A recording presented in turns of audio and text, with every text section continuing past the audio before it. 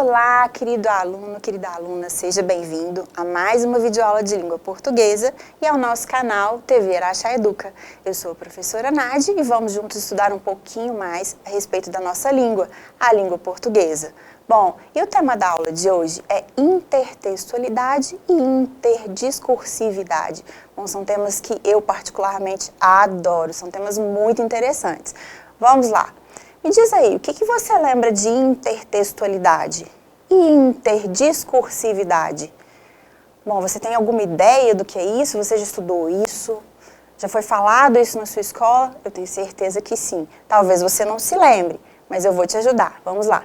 Para a gente falar de intertextualidade, a gente tem que falar primeiro de textualidade. Textualidade vem de texto, certo? Então, seria uma relação entre textos diferentes. Bom, aí a gente já tem uma primeira ideia do que seja intertextualidade.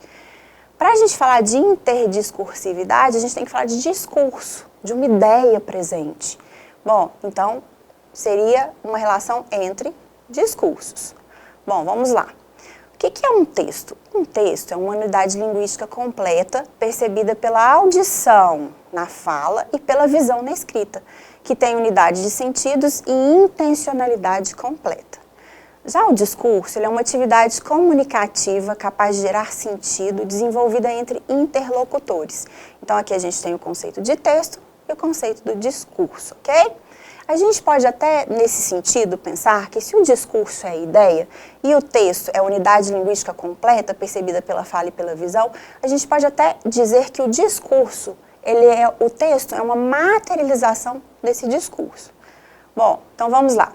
Então, intertextualidade é a relação entre dois textos caracterizada por um citar o outro. Um texto menciona o outro. Não precisa ser necessariamente um texto, pode ser uma obra de arte, um quadrinho que menciona um poema, uma obra de arte que remete a outra obra de arte, uma música. A gente vai falar um pouquinho mais disso posteriormente. Já a interdiscursividade é a relação entre dois discursos caracterizados por um citar o outro. Então, uma ideia que cita a outra, ou uma ideia que é presente, né, em diferentes plataformas, em diferentes tipos de texto, em diferentes artes. Então, é um discurso ali, uma ideia que é comum.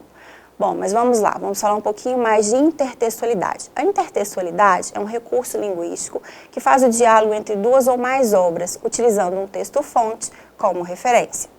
Um autor utiliza um recurso intertextual quando ele traz elementos de outras obras para dentro da sua, estabelecendo uma relação entre elas. Observe aqui, como eu disse anteriormente, essa intertextualidade ela não é específica do texto escrito. Ela pode acontecer entre duas obras. Observe aqui, eu tenho O Grito, essa obra bem famosa aqui de Edvard Munch, e eu tenho aqui, olha só, uma reprodução feita com um personagem aí dos desenhos animados, que é o Bart Simpson. Tá vendo? Olha só. Então, eu tenho aqui uma intertextualidade entre obras, ou seja, uma intertextualidade numa linguagem não verbal, entre imagens. Olha aqui, mais uma para você analisar. A gente tem aqui a capa de um álbum dos Beatles, né, bem famosa aí. E aí aqui a gente tem uma intertextualidade também lá com a família Simpsons, certo? Eles atravessando aqui a rua. Então, uma intertextualidade entre imagens, né? Entre uma linguagem não verbal, não tem palavras aqui. Mas eu consigo perceber essa referência, né? Um remetendo ao outro.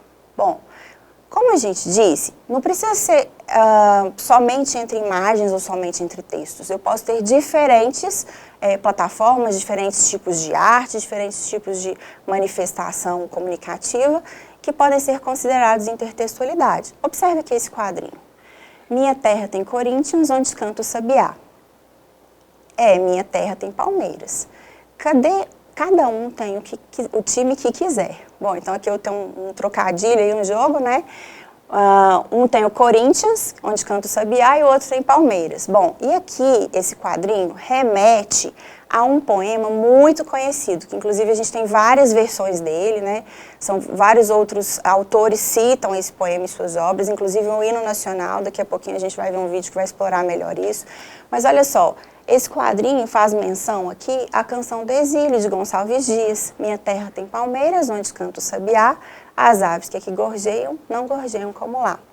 Nosso céu tem mais estrelas, nossas várzeas têm mais flores, nossos bosques têm mais vida, nossa vida mais amores. Em cismar sozinho à noite, mais prazer eu, e assim continua. Mas vocês perceberam que dentro desse quadrinho aqui, dentro desse trocadilho, ele remete a um poema. Então são fontes aí, né, diferentes, o quadrinho e o poema, e um citando o outro como exemplo de intertextualidade. Bom, continuando. A intertextualidade pode acontecer de diferentes formas. Ela pode vir por meio de paráfrase, e eu vou ter um reconto desse texto, né, preservando no máximo possível os sentidos do texto original, ou por meio de paródia. Bom, a diferença entre a paráfrase e a paródia é que geralmente a paródia ela é uma imitação com um tom mais satírico, irônico, engraçado, alguma crítica. Às vezes não fica tão clara essa diferença para nós, mas enfim, essa aqui é uma boa estratégia para a gente diferenciar as duas. Mas vamos lá, tenho exemplos aqui mais para frente para a gente analisar melhor. A paráfrase, ela é a recuperação de um texto por outro, retomando o processo de construção de sentidos. Ela traduz a ideia do autor utilizando outras palavras. Não é necessário usar aspas, mas é necessário mencionar o autor. Então, quando eu leio alguma coisa e reproduzo aquela ideia com as minhas palavras, eu tenho uma paráfrase. Vamos lá, exemplo de paráfrase. Observe aqui, esse é o texto original, vou ler para você. Quando uma mulher cruzava a rua, foi atropelada por um carro. O motorista fugiu e não prestou socorro. Porém, algumas pessoas conseguiram anotar a placa. A vítima foi levada ao hospital mais próximo e os médicos disseram que sua condição é estável. Esse texto ele foi parafraseado, ele foi reescrito, mantendo a ideia original. Observe só. Ao cruzar a rua, um carro atropelou uma mulher. A placa foi anotada por testemunhas no local. O motorista ignorou o acidente que causou e fugiu. Um hospital nas proximidades recebeu a vítima e os médicos falaram que seu quadro é estável. Observe, eu tenho um relato do mesmo acontecimento, certo? Só que de maneiras diferentes, né? Foram usadas outras palavras. Mas aqui eu não tenho intenção de ironizar, de criticar, não tenho um tom satírico, né? Nada disso. A ideia era manter aí a ideia original do texto, que era informar sobre um acidente. Bom, vamos lá. Já a paródia, na paródia acontece a reformulação de um texto. Entretanto, o autor usa como base um discurso existente e ele pode, inclusive, opor-se a ele, né? Fazer uma crítica, como a gente tinha mencionado. A paródia se baseia em um caráter contestador. Além disso, existe uma alteração do discurso original, seja para fazer uma crítica ou para marcar um sarcasmo ou uma ironia. Observe agora o texto original e a paródia que foi criada. Minha terra tem palmeiras, onde canta o sabiá. As aves que aqui gorjeiam, não gorjeiam como lá. Também da canção do Exílio, de Gonçalves Dias. Olha só, a paródia da canção do Exílio, que foi escrita por Murilo Mendes. Minha terra tem macieiras da Califórnia, onde cantam gaturamos de Veneza. Eu morro sufocado em terra estrangeira. Nossas flores são mais bonitas, nossas frutas são mais gostosas, mas custam 100.000 réis a dúzia. Ai, quem me dera chupar uma carambola de verdade e ouvir um sabiá com certidão de idade. Olha só, tá vendo aqui? A gente percebe a crítica ao preço, né, das frutas. A gente tem aqui uma crítica também, né, as flores são mais bonitas. Ele dizendo desse sufocamento que ele sente, né, estando em terras estrangeiras. Ele faz referência a essas terras estrangeiras, ó, Califórnia, Veneza. Ele faz uma crítica aqui também, né, ouvir o sabiá com certidão de idade. Olha só, então a gente tem aqui realmente, né, algumas críticas implícitas nesse texto que a gente percebe. Então, nesse primeiro aqui, a gente tinha uma paráfrase, certo? Eu não tinha intenção de criticar, nem de ironizar, a intenção aqui era transmitir a mesma ideia. Já nesse segundo texto que nós analisamos, a gente percebe aí que tem um tom, né, de crítica e de sarcasmo em relação ao texto principal. Mas vamos lá, vamos falar um pouquinho agora sobre paráfrase e paródia em obras de arte. Bom, essa obra de arte aqui é muito conhecida, né, a Mona Lisa. A original foi pintada pelo Leonardo da Vinci. Olha só, isso aqui é uma recriação, né, é uma paráfrase, mas observem, né, que tem o mesmo tom, o mesmo olhar, né, transmite mais ou menos a mesma ideia. A gente olha aqui para essa obra e vê que é uma reconstrução, né, uma reconstituição aqui da obra do Leonardo da Vinci. Agora observe aqui. Lá eu já tenho uma paródia, né, mais moderno, mais colorido, né, parece que tem um tom meio humorístico, um pouco de crítica, né, olha as roupas que ela está usando, a maneira que foi pintado o rosto dela, né, o fundo grafitado, né, então ali eu posso considerar como uma paródia, certo? Então teve intenção aí de modificar a impressão que essa obra causa na gente. Bom, olha aqui, outro exemplo de paródia, né?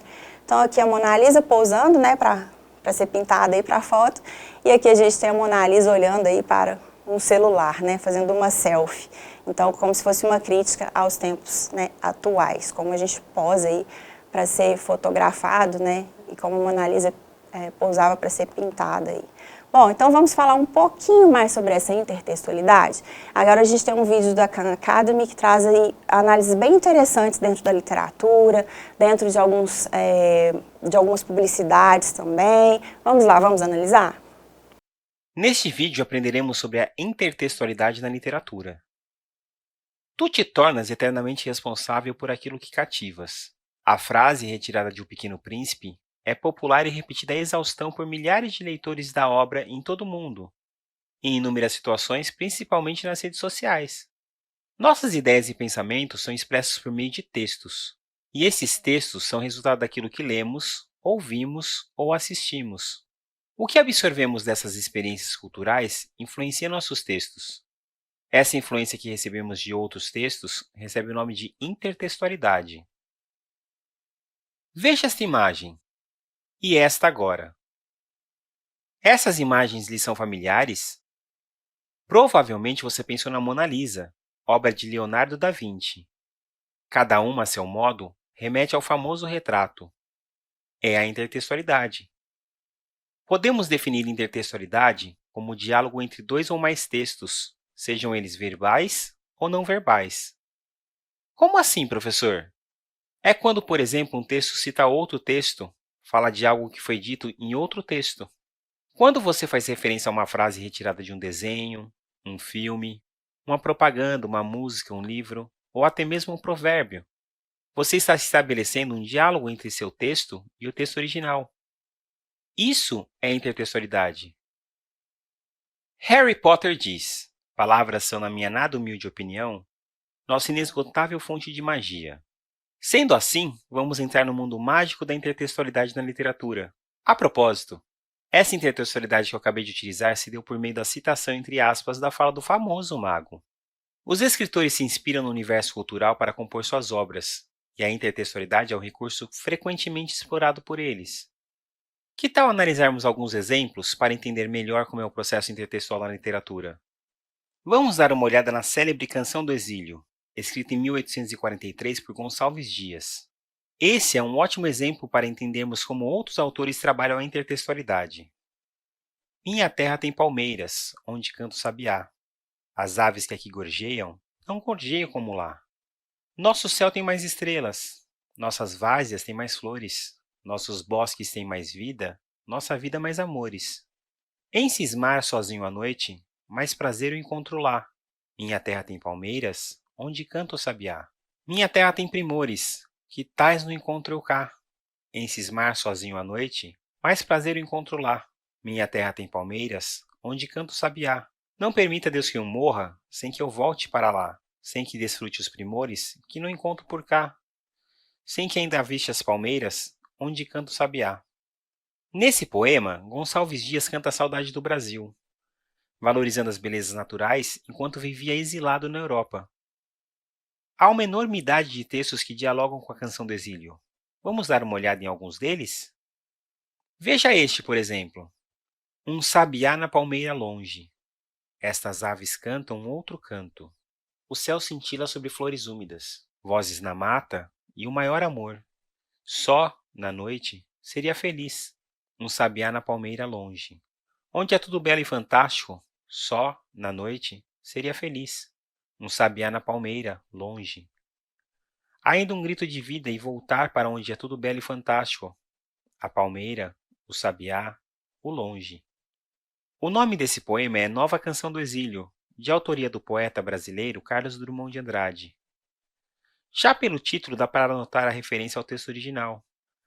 Ao lermos o texto, notamos elementos da natureza, como o sabiá e a palmeira, e o mesmo tom saudosista de Gonçalves Dias. A intertextualidade pode acontecer quando utilizamos a mesma ideia original, mas num texto diferente.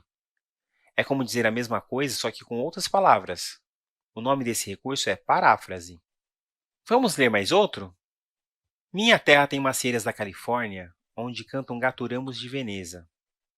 Os poetas da minha terra são pretos que vivem em torres de ametista. Os sargentos do exército são monistas, cubistas. Os filósofos são polacos vendendo a prestações.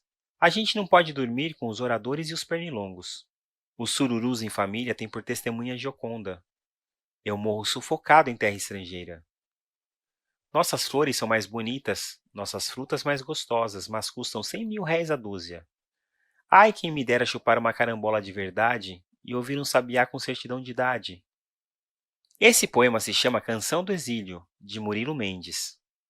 Diferentemente de Gonçalves Dias, Mendes faz uma crítica, e essa crítica é a invasão cultural estrangeira. Ele não se conforma em aceitar tudo que vem de fora. As frutas, os pássaros, os artistas, as ideologias. Ele se sente exilado mesmo estando no próprio país.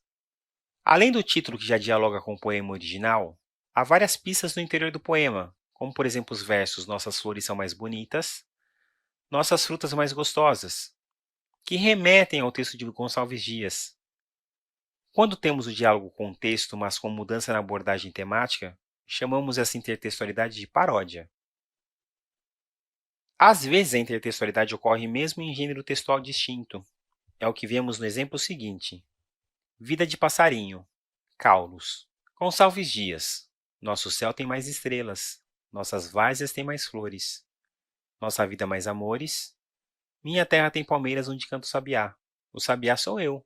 Essa era a palmeira. Esse quadrinho do cartunista Caulos, além de citar a obra original e o autor Gonçalves Dias, por meio de dois elementos do poema, o sabiá e a palmeira, denuncia o descaso com o meio ambiente em nosso país. Esse exemplo mostra o recurso à citação, em que se menciona claramente o texto ou parte dele. E, para finalizar, você sabia que até o hino nacional estabelece intertextualidade com a Canção do Exílio? Observe no hino os versos. Do que a terra mais garrida, teus risonhos lindos campos têm mais flores. Nossos bosques têm mais vida, nossa vida no teu seio mais amores.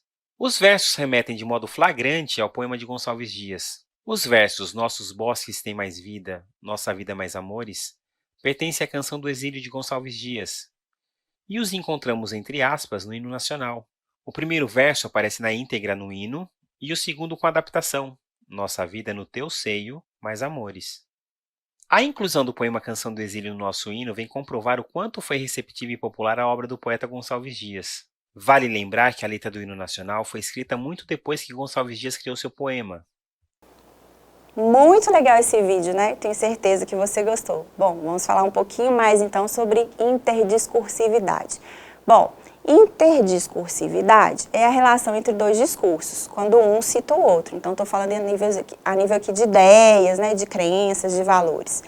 Todo texto traz um discurso, uma visão de mundo ou uma ideologia. E todo discurso reproduz um discurso que já existe, ao mesmo tempo em que se opõe a outro que também já existe.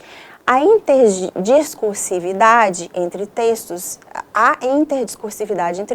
escritos, música e pintura. Então, como a gente viu anteriormente, na intertextualidade, também na interdiscursividade, eu tenho diferentes estruturas aí, né? Textos, pinturas, poemas, músicas, né? Que trazem essa interdiscursividade. Então, eu percebo o mesmo discurso representado de maneiras diferentes.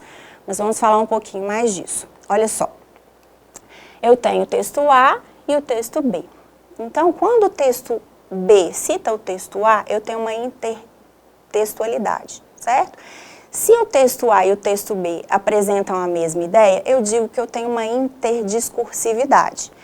Toda intertextualidade, ela tem uma interdiscursividade, mas nem sempre uma interdiscursividade vai trazer uma intertextualidade. Então, é possível haver interdiscursividade sem haver intertextualidade. Entendeu? Um pouquinho confuso? Tenho certeza que você vai entender isso agora. Observe aqui essa tirinha. Então, a gente tem aqui o Tarzan, né, que é o rei da selva. Tenho certeza que você conhece a história aí do Tarzan, né? Então, ele que mandava lá na selva, era um homem que convivia entre os animais e era o chefe lá da floresta. E a gente tem aqui os bichos protestando, né? A gente tem aqui fora Tarzan, abaixo o rei, democracia já. Então, todos os bichos aí contra o poder vigente aí, né? Contra o rei da selva, contra o governante principal. Bom, isso te remete a algum lugar, algum país? Você já viu alguma pessoa manifestar aí contra os governantes do nosso país, por exemplo? Então, esse é um discurso, né? É um discurso de ser contra quem está governando. E aqui, ó, o Tarzan diz, maldita internet. Então, a gente tem aqui a história do Tarzan como rei da selva. Então, esse quadrinho, ele remete a um texto, que é a história do Tarzan. Isso é uma intertextualidade. E também tem uma interdiscursividade, que são os protestos e as manifestações contra o poder vigente. Compreendeu melhor agora? Bom, vamos explorar um pouquinho mais. Olha só essa propaganda aqui de um carro dos anos 50. É da Romizeta. Olha só, eu tenho uma mulher saindo aqui, né, de uma gaiola, entrando no carro. Olha só o que está escrito. Agora eu sou livre. O Romizeta é o carro que faltava para meu transporte das compras, visitas e passeios. Segurança, economia, velocidade, conforto são qualidades do Romizeta. Olha só, então o que a gente entende aqui? Olha, a mulher estava presa, ela agora pode sair de carro. Para que ela vai usar esse carro? Para se transportar para quê? Para fazer compras, para fazer visitas, para fazer passeios. E aí, é só para essa necessidade que a mulher tinha mesmo de sair de casa, né? Ela precisava desse carro para sair de casa, a função principal dela é só isso, fazer compras, visitar e passear. Será que ela poderia ter o próprio emprego, por exemplo? Então, eu tenho um discurso aqui por trás dessa propaganda, certo? Aquela propaganda dos anos 50. Observe agora uma propaganda do ano de 2012, bem recente. Olha só, também é uma propaganda de carro. Diz o seguinte, cuidado, ela também dirige. Você percebe aqui, ó, que a gente tem uma torradeira, que é um aparelho elétrico, certo? E uma mulher tentando consertar a torradeira com uma faca. Bom, é uma certa imprudência, não é mesmo? Por quê? Ela pode tomar um choque, olha só, ela pode se machucar. E olha o que está escrito, cuidado, ela também dirige. Ou seja, cuidado. Se ela é imprudente, né, em casa, ela vai ser imprudente também na direção. Olha só, o que você percebe aqui, ó, por trás dessa propaganda de carro dos anos 50 e dessa propaganda de carro que é de 2012, mais recente, né? Bom, não tem um certo discurso, talvez um pouco machista, em relação à mulher, à competência da mulher, à função da mulher. Bom, então aqui, essas duas publicidades, elas não são intertextuais. Uma não cita a outra, apesar de ambas serem propagandas de carro. Mas eu tenho um discurso que é comum, certo? Que é em relação à função da mulher, o papel da mulher, e um certo incômodo que causa, né, em relação a isso. Bom, então, a gente tem uma interdiscursividade, mas a gente não tem uma intertextualidade, porque uma propaganda não cita a outra. Mas a gente percebe traços comuns por trás desse discurso aí, dessas publicidades. Bom, então, essa foi mais uma videoaula de língua portuguesa, espero que você tenha gostado. A gente falou um pouquinho de texto, de discurso, falamos bastante de intertextualidade e interdiscursividade. Tenho certeza que você entendeu direitinho. Te espero na próxima aula. Até lá!